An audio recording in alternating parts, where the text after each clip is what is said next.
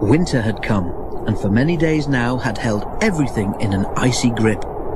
The countryside was frozen hard, trees were white with frost, and icicles hung from bridges and water columns. Mercifully, there was little snow. Too cold for that, thank goodness, shivered James's driver as he and the fireman huddled on the sheltered side of the cab. James had an open footplate, and every day his crew came to work muffled to the eyebrows in scarves and jerseys.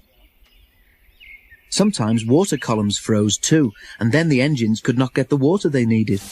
But this never happened at the works station, and one day, when the frost seemed harder than ever, James's driver stopped him beside the water column there. "We'll give you a good topping up while we can," he said. "There's no telling when we might get some more."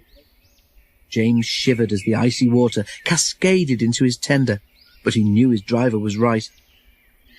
They filled James's tank to the brim because the fireman forgot to tell the driver to turn the tap off. Water overflowed onto James's tender, making him shiver again. "Right," said the fireman, jumping down to the footplate. "Let's be off. I want to warm myself up shoveling coal." "We can't go yet," laughed the driver. "They haven't finished loading the luggage van." "Well, I wish they'd hurry," grumbled the fireman, blowing on his hands. "I'm frozen from standing on that tender." All engines have a tap called an injector. It allows the driver or fireman to transfer water from the tender to the boiler and is very important. Without it, the water level in the boiler could become too low to make steam properly. They had not gone far before James felt thirsty.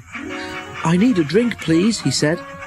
His driver switched on the injector, but nothing happened. The fireman tried his duplicate. Still nothing. "I've got such a pain," groaned James. "Your injector's failed," said his driver. "Blockage in the pipe, most likely. We'll have to stop and deal with your fire. Can't go on without water." "Don't set the sleepers on fire," pleaded James. "Henry would never let me forget it." The fireman laughed. "You'll be all right if we just damp you down," he said.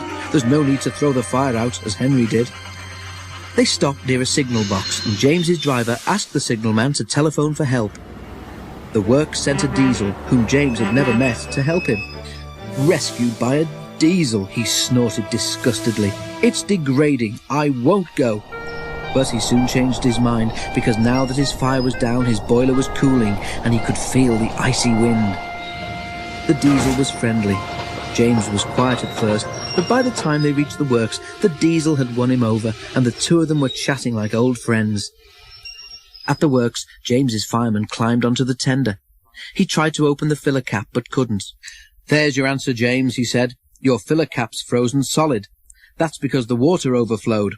Ice is stopping air from getting into the tank, so the injectors can't work. You'll be all right when the ice melts." He was, and that wasn't all. Thanks to his new friend from the works, even James now admits that diesels can be useful engines too.